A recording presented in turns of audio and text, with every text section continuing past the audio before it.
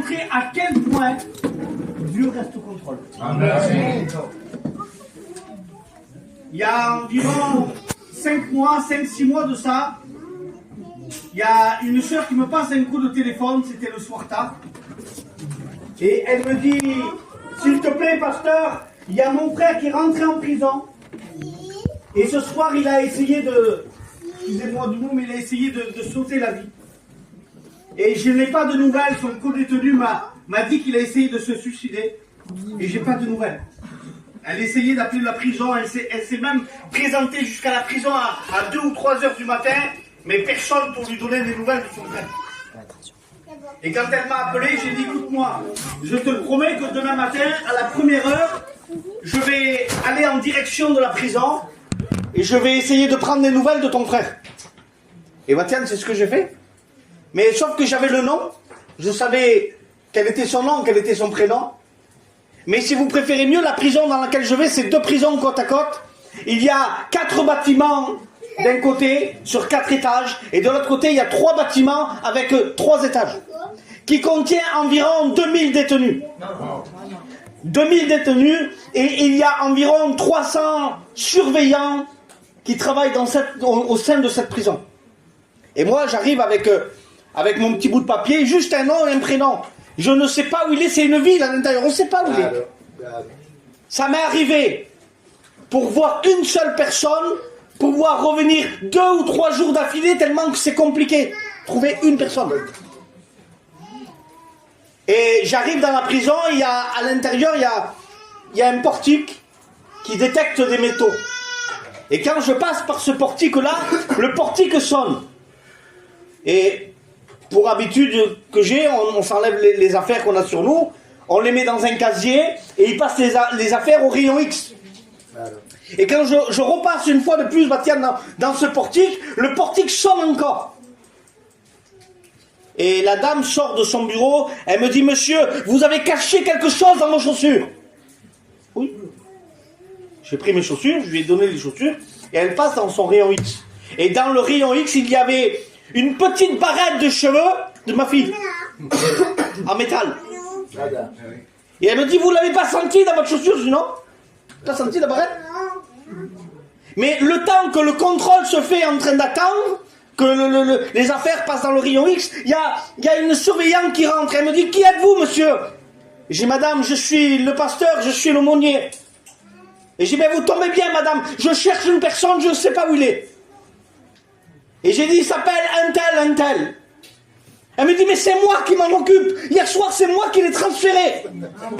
Je suis tombé sur la seule personne qui s'est occupée de lui la veille. Et si vous préférez mieux, on sympathise, mais je la suis. Et je suis derrière et il y a des portes qui s'ouvrent, il y avait des barreaux, si vous préférez mieux, on sentait une grâce de Dieu. Et arrivé dans un bâtiment spécial, parce que le soir qu'il a fait cette tentative de suicide, ils le mettent dans des cellules sécurisées, pour pas qu'il se fasse du mal. Et avec le respect que je dois à l'auditoire, on lui enlève ses habits, on lui donne des blouses, comme dans les hôpitaux. Et quand j'arrive devant sa cellule, la dame, elle met sa clé, elle ouvre la porte, et quand elle ouvre la porte, il y avait ce garçon-là, dans sa cellule, il avait déjà commencé à se déchirer la blouse pour préparer sa corde et se pendre dans la cellule. Le pasteur était là, mais quand il l'a vu, le pasteur, quand il m'a vu moi-même, c'est pas moi qui l'ai vu. Il a vu que Jésus est arrivé jusqu'à sa cellule. Amen. Il est arrivé à genoux, écoutez-moi, j'ai vu cette lueur dans ses yeux, on dit, Seigneur, tu as répondu. Pour certains, c'est pas grand-chose, ça. Mais je vais t'expliquer quelque chose. Des fois, on s'attend à Dieu, et des fois, même dans nos prières, on est capable de dire, Seigneur, il semblerait que tu m'as pas écouté. Ou il semblerait que dans ma situation, tu sois en retard. Amen. J'aimerais te dire que toute circonstance est conduite par Dieu. Amen. Jusqu'à une barrette de cheveux. Amen. Si la barrette de cheveux n'est pas dans la chaussure, je ne croise pas la surveillante qui rentre et je peux passer 2-3 heures en train de le chercher et peut-être que le temps se serait écoulé, il se serait déjà fait du mal. Mais parce que Dieu a pourvu des temps. Amen. Quand toi tu es esclave du temps, lui il est en dehors du temps. Amen. Amen. Et dans tes prières, bien des fois c'est ça. On a des fois ce ressenti de dire Seigneur, tu m'as oublié. Seigneur, tu m'as pas exaucé. Alors je rentre dans le message et on appuiera sur le témoignage, je t'expliquerai quelque chose après. Luc 10, verset 30. Il dit, un homme descendit de Jérusalem à Jéricho.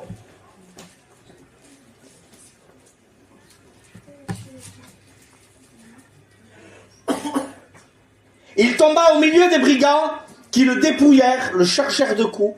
Ils s'en allèrent et le laissant à demi-mort.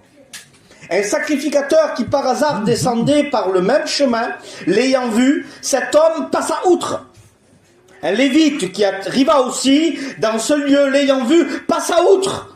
Mais un samaritain qui voyageait, étant venu là, fut ému de compassion, étant venu, lorsqu'il le vit, il s'approcha, il banda ses plaies, en y versant de l'huile et du vin, puis il mit sur sa propre monture, le conduisit à une hôtellerie et prit soin de lui. Le lendemain, il tira 2 deniers, les donna à l'hôte et dit, aie soin de lui, et ce que tu dépenseras en plus, je te le rendrai à mon retour. Amen. Amen. On va voir qu'il y a un homme qui est dans... Il part de Jérusalem, et de Jérusalem, il s'en va à Jéricho. La signification de Jérusalem, c'est ville de paix. Aujourd'hui, allez voir un riche et dis-lui, est-ce que tu voudrais acheter la paix? S'il pourrait dépenser des millions pour avoir une portion de paix, il les débourserait. Mais à un moment donné, quand on s'habitue un petit peu trop, on n'en prend même pas la valeur. Et un chrétien qui est dans la présence de Dieu, qui vit dans cette paix quotidienne, des fois il semble insatisfait parce qu'il ne réalise pas ce qu'il a. Alors de la ville de paix, il s'en va à Jéricho. Mais Jéricho, c'est le lieu du parfum. C'est l'endroit où c'est qu'on va faire notre travail, on va faire notre business. Et lorsqu'il part de Jéricho, lorsqu'il part de la paix, et qu'il part en direction de Jéricho, il rencontre des brigands sur sa route. Et les brigands, la Bible nous dit qu'ils vont le dépouiller. Ils vont le charger de coups. Et ils vont le laisser à demi-mort. J'ai réfléchi, j'ai dit, mais quelle est la signification du brigand? Le péché est un brigand. Qu'il a pour but de te dépouiller, de te laisser à demi-mort, là où tu as et qui que tu sois. Oui, mais quand tu sors de l'enclos, lorsque tu sors de Jérusalem, de la ville de paix, tu es en danger, parce qu'à tout moment, tu peux rencontrer ce brigand-là. Et le monde te le présente comme quelque chose de terrible. Mais j'aimerais te dire que les circonstances de la vie, il y a des décisions qui ont peut-être été prises pour ta vie à toi. Mais j'aimerais t'avertir quand même, parce que c'est la réalité de la Bible. Chaque décision engendrera des conséquences. Si cet homme était sorti de Jérusalem pour aller à Jéricho, la conséquence de sa décision, c'est rencontrer des brigands. Et la conséquence d'avoir rencontré des brigands, c'est se faire dépouiller. Et la conséquence d'être dépouillé, c'est être laissé à demi-mort. J'imagine que cet homme, il aurait pu prier, Seigneur, comment ça se fait? Tu as oublié, Seigneur, tu m'as pas exaucé, Seigneur, tu m'as pas gardé. La Bible dit que si toi tu gardes sa parole, alors lui il te gardera. Amen. Lorsque on se retrouve sur un chemin et il rencontre des gens, et des fois on peut espérer, j'enlève le son, des fois on peut espérer le bien des autres, le secours des autres. Il passe un sacrificateur. Et là, il y a quelque chose qui m'interpelle. Le sacrificateur descendait par le même chemin. Ça te dit rien, toi? Où est sa place du sacrificateur, Juan? Dans le temple. Il descendait par le même chemin. Il avait lui aussi décidé de partir de Jérusalem et partir en direction de Jéricho. Il y a un dicton mondain qui dit que l'habit ne fait pas le moine. Oh oui. C'est pas parce qu'il était dans Jérusalem qu'il faisait de lui un sacrificateur de qualité. Oh oui. Parce que la qualité du service ne se trouve pas forcément à la vue des autres, mais selon le fruit que tu vas produire. Amen. Amen. Je le dis parce s'il est là, ça fait des années que je connais Bastien, et il arrive toujours à m'impressionner. Parce que c'est un homme qui a je ne sais pas, un filet que je jette à ses pieds, mais c'est vraiment une vision de cœur. C'est un homme qui a une grande capacité par rapport au ministère, par rapport à ce que Dieu lui a donné. Amen. Et je me rends compte que ça fait des mois et des mois qu'il persévère dans une petite église de salon, où c'est que beaucoup ont pu lui dire, mais qu'est-ce que tu fais là-bas, va-t'en de là. Mais quand Dieu a déposé un propos dans un cœur, ce n'est pas selon la quantité, mais selon ce que la volonté de Dieu voudrait.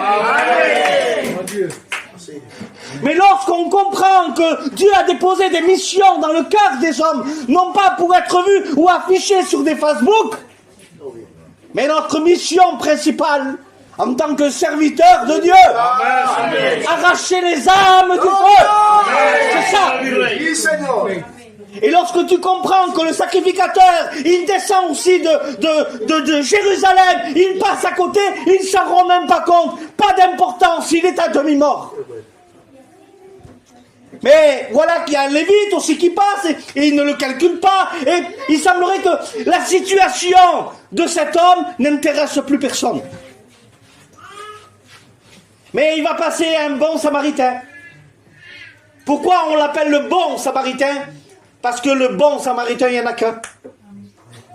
Et celui qui est venu pour chercher, celui qui était perdu, il a un nom qui se forme en 5 lettres. Et il s'appelle Jésus. Amen. Et lorsqu'il descend et qu'il va croiser cet homme qui avait été laissé à demi-mort, le premier point, il est ému de compassion. Deuxième point, il s'approche. Troisième point, il bande ses plaies avec de l'huile et du vin. Quatrième point, il le met sur sa propre monture. Ensuite, il le conduit à l'hôtellerie. Sixième point, il prit soin de lui. Et septième point, il donne 2 deniers au monsieur qui a l'hôtellerie.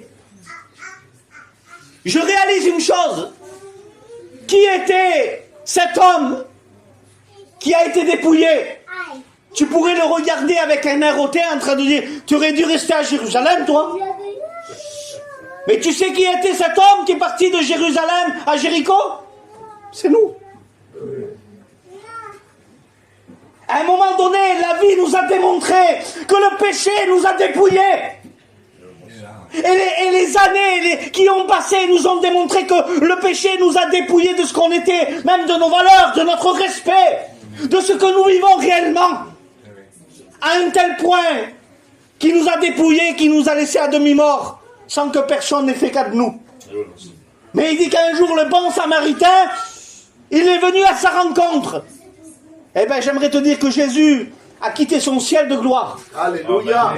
Le bon samaritain. Oui, Seigneur. La première des choses, il est ému de compassion. Oui, Seigneur. S'il l'a fait, c'est parce qu'il t'aime. Hein? Amen. S'il est venu sur la terre, ce Jésus que je te parle, il aurait dû naître dans un palais. Amen.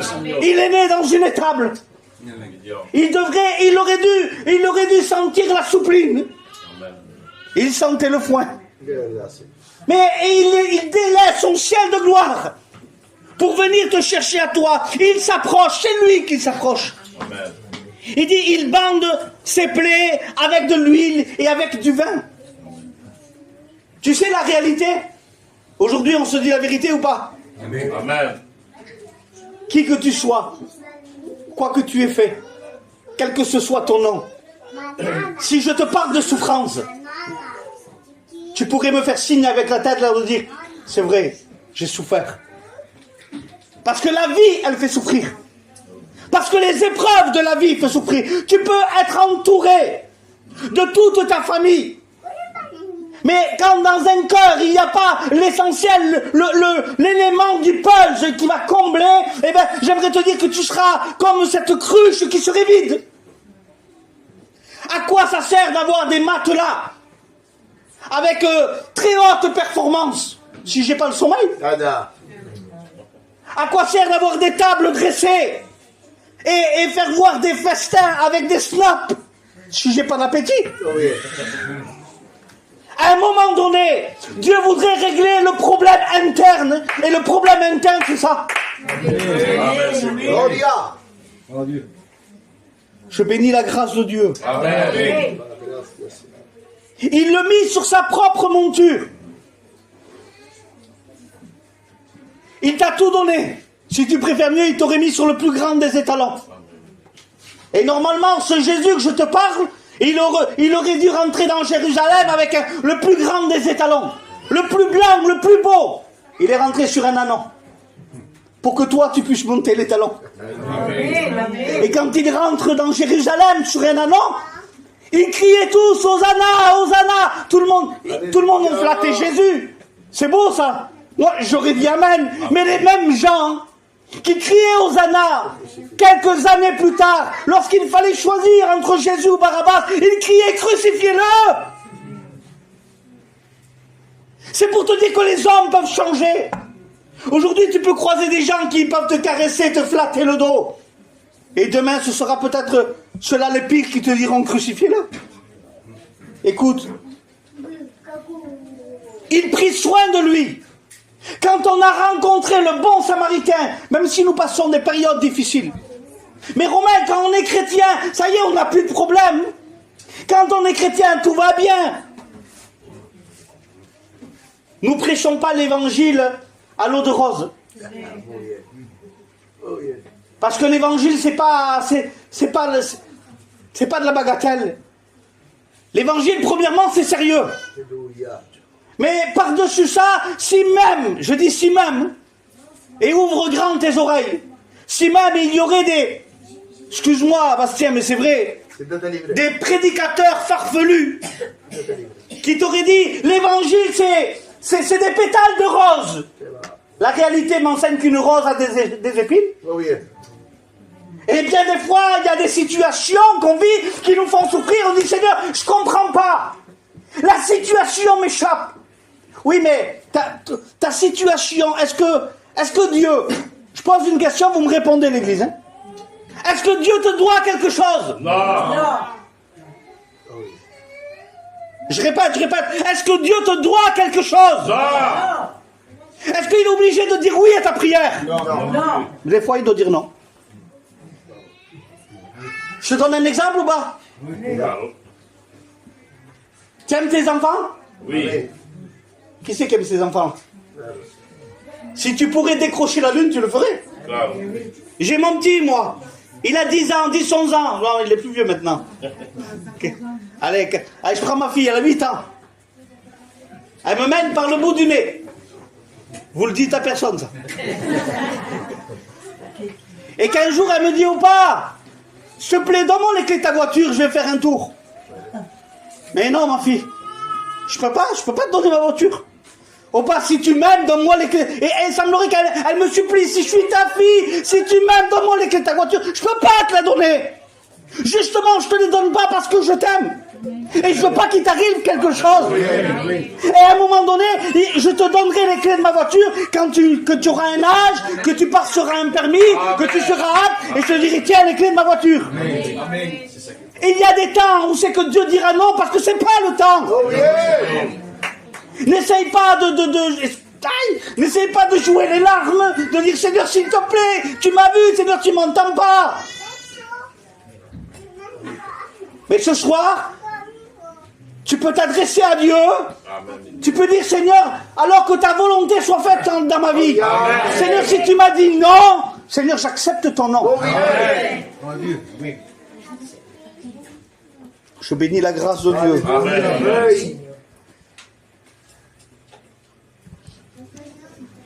Il y a une génération aujourd'hui qui s'est levé en 2025. Merci à Dieu pour les églises. Amen. Merci à Dieu pour le corps pastoral, les serviteurs, tout ce que vous voulez.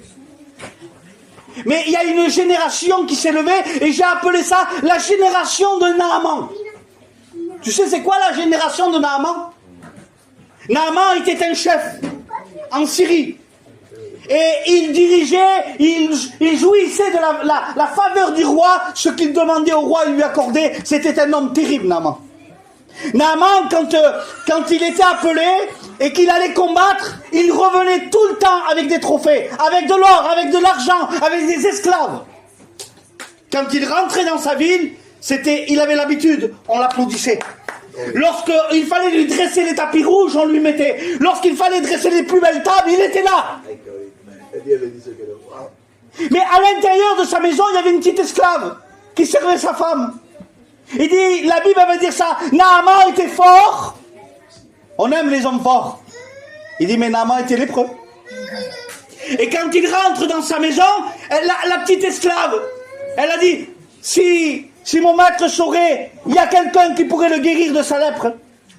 C'est-à-dire qu'à l'extérieur, tout le monde voyait l'habit du général, celui qui était terrible, redoutable. Mais à l'intérieur, quand personne ne voyait, c'était la défaite totale. Pourquoi tu as dit une génération Naaman? Devant les églises, devant les réseaux sociaux, on fait paraître des belles images. Vivre des... Comment dire ça? Vivre des victoires en public. Que la réalité, c'est la défaite dans l'intimité. Il y a un mot qu'on aime bien dans nos églises, là, tiens, tu sais c'est quoi? Onction. On veut l'onction. Qui c'est qui veut de l'onction? Qui c'est qui veut de l'onction? C'est bon l'onction. Mais sans connexion. Il n'y a pas d'onction. Tu peux avoir le dernier iPhone 16, 17. Si tu n'as pas de réseau, ça ne sert à rien. Il y a... Ah, Seigneur. Ah voilà, je le dis parce que c'est comme ça.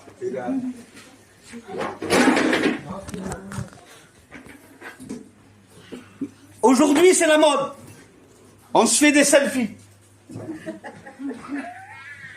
Et quand j'ai la figure, elle est un petit peu fatiguée, il y a une option, ça s'appelle le filtre. Même que tu es fracassé, tu te prends la photo, on dirait Claudia Chauffleur. Et ben voilà la génération aujourd'hui, on veut faire paraître des filtres. Mais le démaquillant le plus puissant, il est là. Amen. Amen. Lui, il sait à l'intérieur si tu vis ta victoire ou si tu vis une défaite. Amen. Alors je sais qu'un jour un homme, lui dans sa sincérité de cœur, il n'est pas appelé Naaman, il n'est pas appelé le général, on l'appelle le lépreux. Et il se jette aux pieds de Jésus. Il dit, ouais, je suis lépreux, mais si tu veux, tu peux me rendre pur. Amen. Quelle différence. À cet instant, il dit que Jésus met ses mains sur lui. Et ce lépreux devient pur. Amen. Seigneur. Alors quelle attitude il faudrait que j'ai? Eh bien, parmi nous, là, il n'y a pas de Superman. Les super spirituels, on n'en veut pas à Salon. Amen. Et on n'en veut pas dans nos églises non plus. Amen. Amen. Mais on connaît qu'il y a des hommes et des femmes avec des besoins. Qui ont besoin d'être soignés. Et le bon samaritain arrive avec des bandes, avec de l'huile. Il arrive avec du vin. Et si tu es venu blessé, à demi-mort sur le bord du chemin, eh bien j'aimerais te dire ça. Et je clôture mon message avec ça. Jésus est là. Amen. Si Jésus est là, à toi de l'interpeller. Amen. Avec ton corps. Amen. Dis Seigneur, je suis là, je suis blessé. Je suis à demi-mort. Seigneur, je ne veux pas vivre la méthode du Naaman. Mais Seigneur, je veux être vrai devant toi. Amen, Seigneur. Et Seigneur, je voudrais, avant de faire valoir la réplique de l'onction, c'est encore autre chose ça.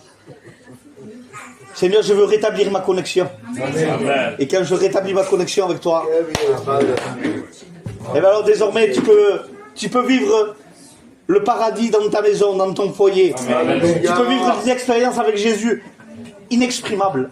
Alors si vous voulez, on peut courber les fronts. On peut prier le Seigneur ensemble.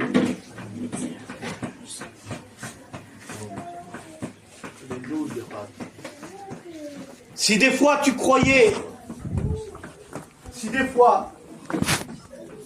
que ta situation était désespérée et que Dieu t'avait même oublié,